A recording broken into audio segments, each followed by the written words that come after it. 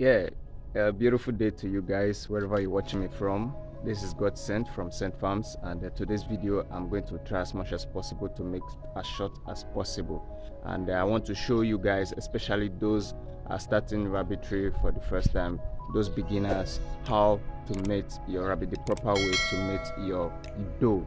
And even there are old time farmers that even still do this mistake, but I think watching this video, I hope it will correct that mistake in your farm.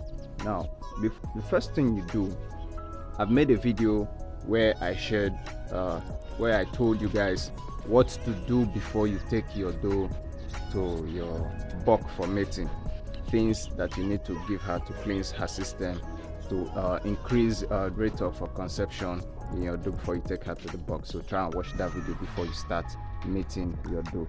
Now, after you've done that, this is what you're going to do. It's very unethical to take the buck to the doe's cage. Yes, what you want to do is, because rabbits are territorial animals, they are very territorial, especially the does. They are very territorial. They only give the buck a very little time around them, and after that their temper is flared. They are done with the buck and they don't want him around anymore. And if in a system like in a cage system like this, that they have little space where they can run around or run away from the buck, you see them becoming aggressive, and they might even castrate the buck if left unwashed in their cage. Yes, so what you want to do when you want to mate your doe, you take the doe from her cage, you take her to the buck's cage. And secondly, why it's not advisable to take the buck to the doe's cage is because when you take the buck to the doe's cage, he is a territorial animal. He will want to mark that territory to make it his own territory. That's where you find the buck sniffing around the cage, trying to mark the cage afresh, and he will be wasting your time. The time he is supposed to use to, get down to business, he's using it to mess around business. So let me show you what you are going to do. Basically, what you want to do is you take the doe, you introduce the doe to the buck's cage. Yes, like I'm about to do with this my doe you're seeing behind me. I'm going to take this doe now and I'll introduce her to the buck over here. So because my arms are restricted, I'm going to open the cages down so it will be easy for me to just transfer her to. Now you just have to introduce the doe to the buck. Yes, now I'm picking her up now, taking her to the buck's cage. All you just need to do, you drop her off and you just stand by and observe. Their mating is usually very fast. It doesn't really take long. Yes, that's it going on, and that's the fall off.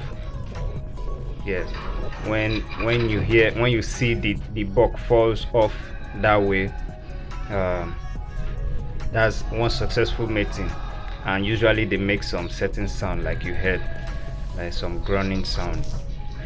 So like what I do, I don't leave my doe with my buck, because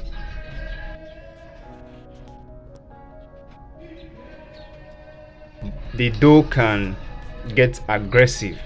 After mating, they usually don't want to have anything to do with the buck again. So that's one successful mating. I'm going to take her out because the buck will tend to rest a little while before he will mount the doe again. So I'll take her back to her cage and I'll just give them a couple of minutes away. It usually facilitates the mating process. It makes it faster, so you don't have to waste much time standing there watching them while they are resting and interacting. So after a couple of minutes, I'll just come back and reintroduce her again for the second time. Yes, I'm aiming for 3 successful fall-offs.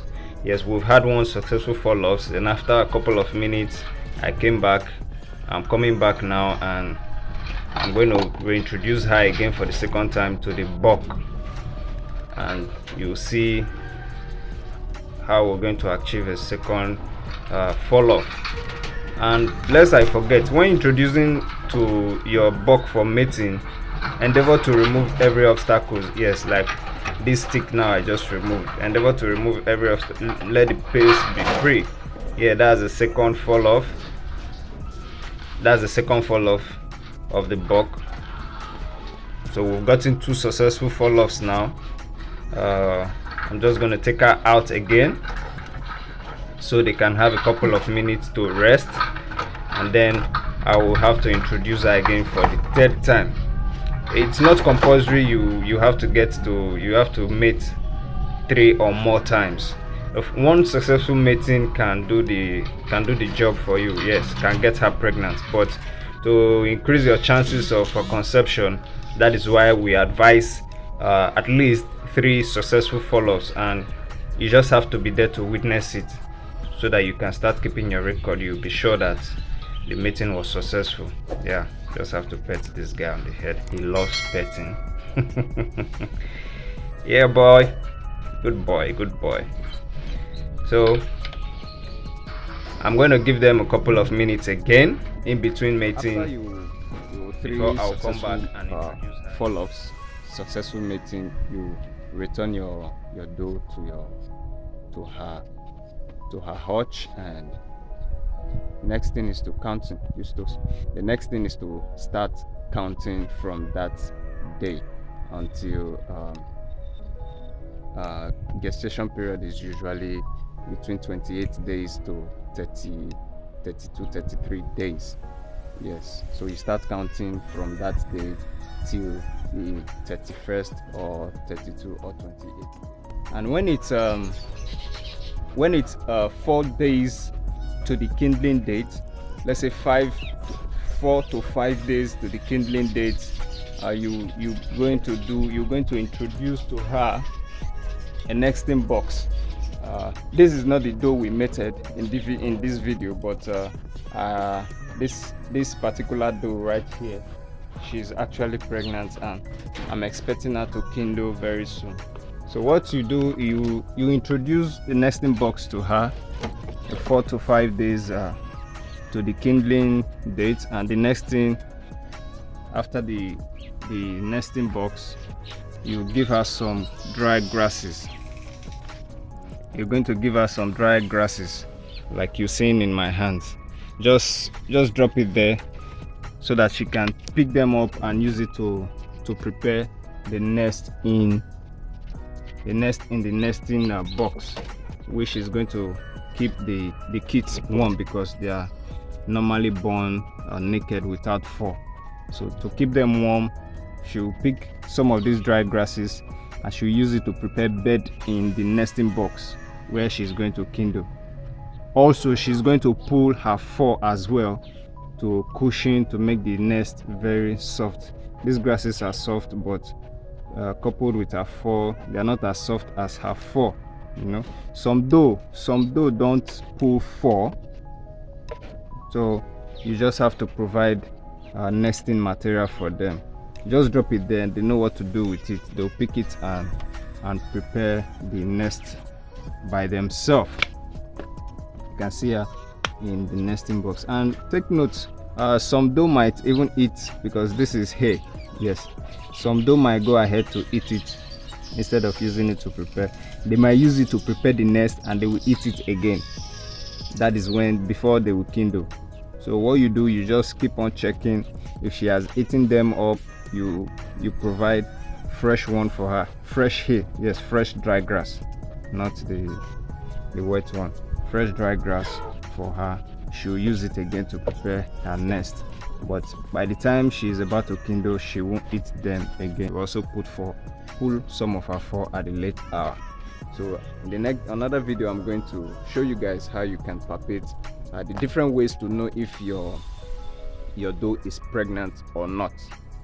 So stay tuned, watch out for that video, and as you grow your farm with Scent Farms. If you're new to the channel, Like always, remember to subscribe to get new updates, interesting videos like this on how you can grow your farm with Scent Farm. Peace out. See you in the next video.